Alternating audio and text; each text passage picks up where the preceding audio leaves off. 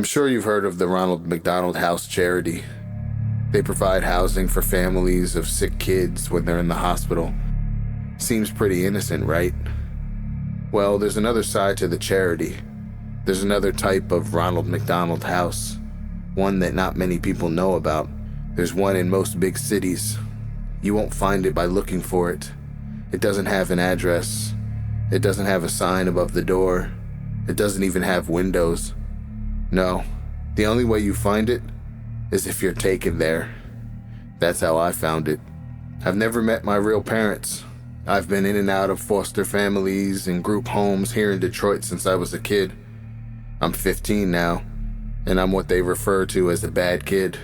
Always causing trouble, always getting thrown out and placed with another unsuspecting do-gooder who thinks they can help me. I always prove them wrong. My caseworker sat across the black metal table, looking weary and frazzled. On the table between us was a thick letter-sized brown envelope, my case file. "Well, your reputation has preceded you," she said, "and now you only have two options.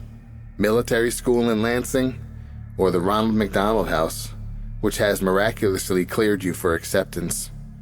I don't have the patience for drill sergeants and 5 a.m. reveille. And how bad could a halfway house named after a fast food clown possibly be? Ronald McDonald House it was. Dark clouds loomed above me the day I climbed into the back of my caseworker's town car. My few belongings in a backpack and the clothes on my back. That's all I could take. One of the few belongings I had was a photo album, filled with pictures of all the foster families I had been with. It had been nice to remember some of them, even though I had royally fucked it up each time. "I've had a few cases that went through the Ronald McDonald House," the caseworker said from the front seat. "Things went so well for those kids. I never had to transfer them anywhere else. In fact, the house took over their case files and everything." We drove into downtown Detroit, past all the familiar landmarks. I had been thrown out of one foster home just outside of town because I snuck into downtown Detroit with some neighbor kid to sneak into a dive bar. Good times. Well, here we are. The car came to a stop. I looked out the window. We had parked in front of a tall, gray, windowless building, sandwiched between two other industrial buildings on a narrow city street. I noticed there was an address on the building to my left and one on the right, but none on this particular building, not even a sign. "Are you sure?" I asked, hesitating as I opened the car door and climbed out of the back seat. I slung my backpack over my shoulder, clinging tightly to the strap, and followed the caseworker up to the windowless metal doors. She pressed a buzzer and spoke to someone inside, and the doors clicked to unlock. We walked in. Across the dimly lit lobby, there was a glass window with someone inside. A secretary. She was turned away, typing something intently. We walked over to the window. My caseworker rang the bell on the counter, and the secretary spun around in her chair. Her face was painted like a clown. Like Ronald McDonald, in fact. She even had the short red curly hair. Otherwise, she wore a typical white nurse's dress. I wanted to laugh at how bizarre it was, but I couldn't. A chill swept down my spine. Something was not right. I watched as the nurse and my caseworker interacted. Paperwork was passed through the window. The caseworker slid my case file under the glass, and the nurse slid her some papers to sign. As my caseworker signed the papers, the nurse looked at me. Her smile should have been warm and welcoming, but all I saw in her eyes was hunger. "I can't stay here," I stammered loudly. "Take me to the military school in Lansing. Please." "What's the matter, sweetie?" the nurse asked, her voice muffled slightly by the glass. "Afraid of clowns?" I looked into her hungry eyes. Now there was a malicious glint as she laughed. Now, don't overreact. You'd hate the military school." "Yes," said the clown nurse. "This will be good for you." Before I could object, I heard a slam behind me. I spun around to see an open door in the far corner of the lobby, to the left of the front desk window. There was no one there, just a light that flooded in from the door. Then the creeping shadows, Shrill, echoing laughter and growing shadows along the wall inside the door. "Oh," the caseworker said. "Here comes the welcome committee." As I stared in horror, clutching the strap of my backpack, my caseworker patted me on the shoulder for the last time. "Don't worry, honey. It'll be different this time. You'll feel right at home here. I promise." She turned to leave. I felt bile churning in my stomach. "No," I said desperately. "You can't leave me here." "Oh no, I've got to get going. I never did like clowns." And with that, she left me there. The metal door slammed behind her, and I was alone. I faced the open doorway by the front desk again. The shadows almost entered the room, and the piercing laughter was filling the lobby with sound. I ran for the front doors, pounded and yanked and pushed and screamed. Screamed for help. Screamed for my caseworker. Screamed for anyone, please, God. I turned to see the nurse behind the glass smiling at me again. And then they entered, laughing all the while. A whole group of laughing nurses with clown faces and red hair. Some male, some female, but all with the same terrifying Ronald McDonald makeup. And in the dim light of the lobby, I could see the glint of the metal tools in their hands. Coming up the rear was a pair of clown nurses rolling a metal table, complete with restraints. "Get the fuck away from me!" I screamed. I pounded at the metal doors again. "Let me out of here!" They surrounded me, grabbing me as I thrashed and screamed and tried to tear myself away. Laughing as I kicked and squirmed, they slammed me onto the rolling table and strapped me down. I looked around wildly. I was surrounded. "Let me go!" I screamed, twisting and turning and pulling at the restraints. They rolled me through the open doorway and down a seemingly endless white hallway. They laughed and laughed and laughed. They waved their shiny scalpels and razors and needles mere inches from my face, just to make me flinch and scream. This made them laugh even harder. The last thing I remember, before one of them finally injected me, was the hands.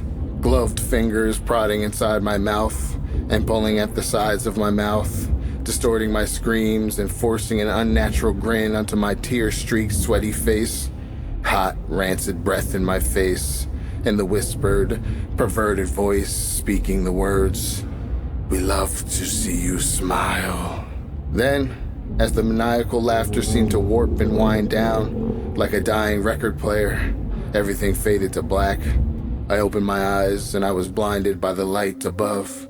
Shielding my groggy eyes from the fluorescent bulbs, I turned onto my side and looked around. A cell. Tall white walls covered in scratch marks and stains.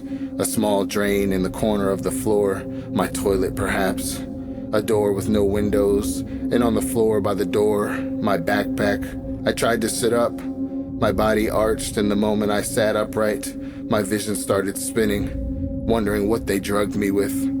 I realized I was shivering. I looked down. I wasn't wearing my own clothes anymore. I was wearing a dirty, ripped hospital gown, bright yellow with a pattern of Ronald McDonald heads all over it. Nothing underneath. I heard faint, muffled sounds from somewhere in the building. It sounded like screams. I tried to stand, but I couldn't keep my balance. My vision was beginning to stabilize, but my body still felt like rubber. I sank to my knees and crawled over to my backpack. Before I got there, I tried to open the door. As expected, it was locked. I slumped onto the floor beside my backpack and unzipped it. All that remains inside was a photo album. They had taken my notebooks and pens and my cell phone. Of course they did. I wearily opened the photo album. But instead of the photos that had been in there, photos of myself with my previous foster families, photos where I had attempted to look happy and hopeful, even though I knew I wouldn't be there for long. Instead of those photos, they were like crime scene photos. And in each one, I recognized one of my former foster families, brutally murdered and covered in blood. My heart raced and my stomach churned. I began to turn the pages quicker. Each page a new photo, a new family, new carnage. I recognized their faces and the insides of their homes. I had lived with all these people, and now they were all dead. I came to the last few pages. A photo of a house at night, then the window of that house, then inside the house, a dark hallway with light coming from one doorway. Then a photo of my caseworker brushing her teeth at her bathroom mirror. Then a photo of her looking at the camera in horror. Then a photo of the caseworker, naked, covered in her own blood, contorted into an unnatural position in her bathtub. I turned to the last page. Written inside the back cover of the photo album were 3 words: "You never existed." I felt bile rising in my stomach. I threw the book to the ground and crawled over the hole in the floor and vomited. They were right. Having killed everyone who ever knew me, it was as though I never existed. I heard more faint screaming in the distance. I knew I had to get out. I wiped the vomit off my face with my hospital gown and crawled back over to my backpack. Hopefully they hadn't found my secret weapon. I unzipped the front pocket and reached down into the very bottom, my fingers scraping the fabric. Sure enough, there they were, flush with the seams in the bag, nearly undetectable. The pins I used for picking locks. I told you I was a bad kid. I leaned against the door and listened. I could hear footsteps approaching, but just as soon as they had come, they faded in the other direction. I knew I had to work fast. I jiggled the handle with one hand and picked the lock with the other hand. It was surprisingly simple. Holding the handle, I slowly pulled myself to my feet. I could maintain my balance now. I pulled the door open just a crack. A clown nurse darted past me. My heart almost stopped, but his footsteps didn't slow or change and soon faded. He didn't notice me. I poked my head out the door. Seemingly endless white hallways in either direction. The distant screams were louder now, coming from all around. Taking a breath, I stepped into the hallway and closed the door behind me. I decided to go to the right, passing doors identical to the door I had been behind. I heard the screams and sobbing coming from behind each one. I stopped for a moment at one door. I heard the crying of a child inside. I jiggled the handle to see if I could let him out. Locked. I kept moving, looking behind me every few seconds to make sure no nurses had come into the hallway. Then I passed a set of double white doors. I stopped for a moment. The word "Play Place" was written in tall, thin letters across the width of both doors. I heard more screaming coming from within, the screams of multiple people, and laughter. The insane, shrill laughter of clown nurses. I shuddered. I was afraid to find what sort of torture was happening inside, and I knew I had to keep it moving. I saw a door ahead with a stairway symbol. I headed for it. As I opened the door, I glanced behind me and saw 2 clown nurses emerging from the play place room. Their white nurse outfits were covered in streaks of blood. I quickly shut myself into the stairwell, hoping they hadn't noticed me. The stairwell was dimly lit, with cement walls and rusty railings. I looked behind at the door I had just closed. There was a red number 5 on the door, so I must be on the 5th floor. I decided I had to get to the ground level. Each foot echoed as I began to descend the stairs. I couldn't hear the screaming anymore, just a low, deep humming sound like pipes in the walls. It was a welcome respite. I finally came to door number 1. The staircase seemed to descend a few floors lower, but I stopped here and slowly peeked through the door. More white hallways. No clown nurses to be seen. So far, so good. I stepped through the door and walked into the hallway. I noticed I couldn't hear any screaming on the floor, just the buzz of the fluorescent tube lights above. I came to the end of the hallway and another set of double doors. A large red cross, the kind you'd see on a lifeguard stand or a first aid kit, was painted across the width of the doors. I pressed my ear to the doors. All I heard was a slow, rhythmic pulse, like a machine at work, and faintly, a beeping sound, like you'd hear in a hospital room. I knew I shouldn't open the door. I knew this wasn't the exit. I knew I should keep looking, but I had to see.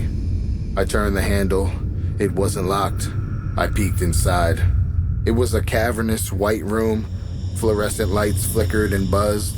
I saw wires hanging all around, and hanging from the ceiling, in rows, kids in hospital gowns like mine, attached to white wooden crosses affixed to the ceiling, literally crucified. They were silent, their heads drooping forward, their eyes either closed or staring at nothing. Some seemed to twitch a bit, but most were still. Their crosses swung back and forth very slightly, and the hanging wires, they weren't wires. They were intravenous tubes attached to the kids' wrists, tubes sucking out their blood. I almost vomited again right then and there. In the very center of the room, amidst the rows of hanging crosses, I could see where the rhythmic pulsing sound came from. A huge steel cylinder, which seemed to be collecting blood from all of the tangled tubes that dangled from the kids' wrists. I opened my mouth to scream, to cry out in anger. All I could say was, "What the fuck?" That's when the alarms began to sound, loud, piercing like the police sirens of hell. They must have realized I was missing. I shut the doors and frantically glanced around the hallways to see if anyone was coming. No signs yet. I ran for the stairwell. As soon as I entered the stairwell, I heard laughter from above, echoing and reverberating throughout the stairwell. The clown nurses were coming. I stumbled down the stairs as fast as I could. I must have gone down another 3 stories before I reached the basement. I found myself running through a dark, sewer-like hallway with small light bulbs overhead every 10 yards or so. The smell of decay and rotting flesh grew more and more pungent as I ran. The laughter continued behind me. I managed to glance behind and see a group of them running after me. I saw them come into the light and then become silhouettes again, their smiling faces and gleaming knives and needles pushing my adrenaline to the max. I ran past alcoves full of stacked, rotting corpses, but I couldn't stop. I couldn't think of anything but escape. I turned a corner and found myself facing the metal rungs of a ladder in the wall. I climbed until my head smacked into the ceiling. Below me, the shadows and laughters grew closer. Their footsteps slowed. They were close, and they knew it. I pushed at the ceiling above me, heaving upwards and panting and screaming. The clowns were below me, laughing and waving their scalpels. Something cut my leg.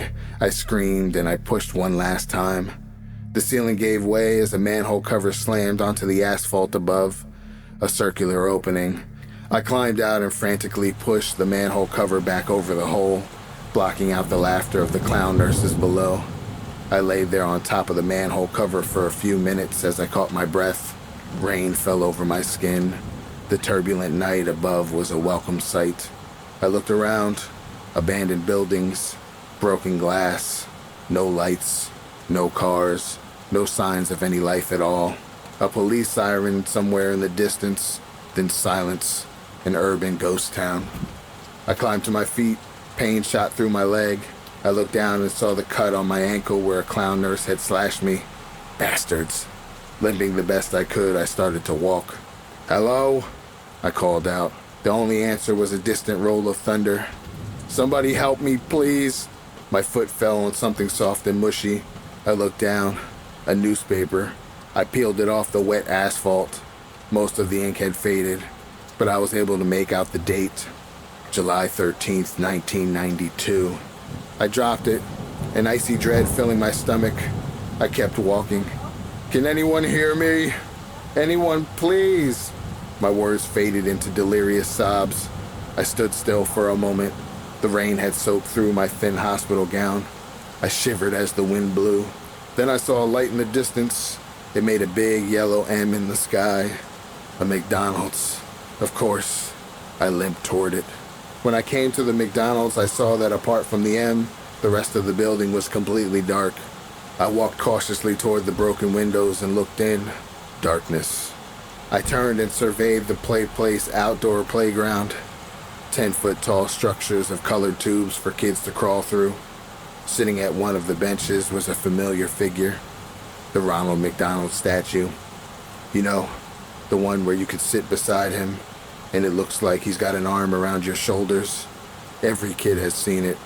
I shuddered at the sight. The doors were unlocked. I walked in out of the rain. Silence. Darkness. I noticed that the decor wasn't like the modern McDonald's you see. It was still in the same as it was in the 80s, with the white plastic booths and the red and yellow tiles. The wind seemed to whisper through the broken windows. I noticed something on the front counter, a black rectangle. I got closer. A laptop. A nearly new laptop. I let out a soft, delirious laugh. I knew what I was supposed to do. So I took the laptop outside and sat beside the Ronald statue. I opened the laptop and began to type this story. The rain is falling on the keys, but I don't care. There's nothing left to do but wait. Because I've been noticing, out of the corner of my eye, Ronald is trying to look over my shoulder. He's laughing now. All I can do is join him.